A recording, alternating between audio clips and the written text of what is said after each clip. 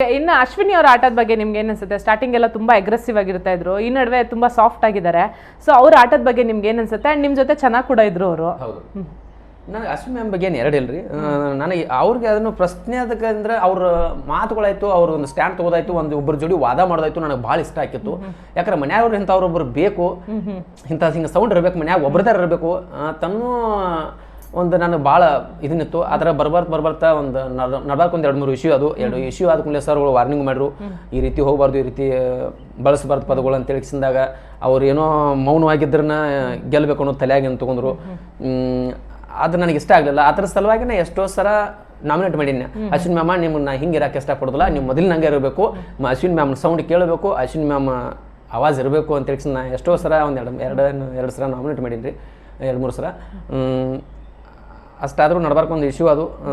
ಆಟ ಅಂತ ಬಂದಾಗ ಆಡ್ತಾರು, ಅವ್ರಿಗೂ ಲಾಸ್ಟ್ ತಗ ಹೋಗಿಸಿಂದ ಪ್ರೂವ್ ಮಾಡ್ಕೋಕಾಗೋದು ಇಷ್ಟ.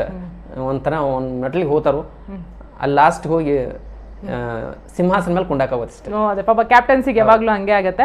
ಅಂಡ್ ಇನ್ನ ಮನೇಲಿರೋರ್ಗೆ ಏನಾದ್ರು ಇದೆಯಾ ಅಂದ್ರೆ, ಅಶ್ವಿನಿ ಜೊತೆ ನಾವು ಗಲಾಟೆ ಮಾಡಿದ್ರೇನೆ ಹೈಲೈಟ್ ಆಗ್ತೀವಿ, ಅಶ್ವಿನಿ ಅವ್ರ ಜೊತೆ ಜಗಳ ಮಾಡಿದ್ರೆ ನಾವು ಹೈಲೈಟ್ ಆಗ್ತೀವಿ ಅನ್ನೋದು ಮನೆಯಲ್ಲಿ ಇರೋರ್ಗೆ ಸ್ವಲ್ಪ ಜನಕ್ಕೆ ಏನಾದ್ರು ತಲೆಯಲ್ಲಿ ಇದೆಯಾ ಅದು ಅಂತ?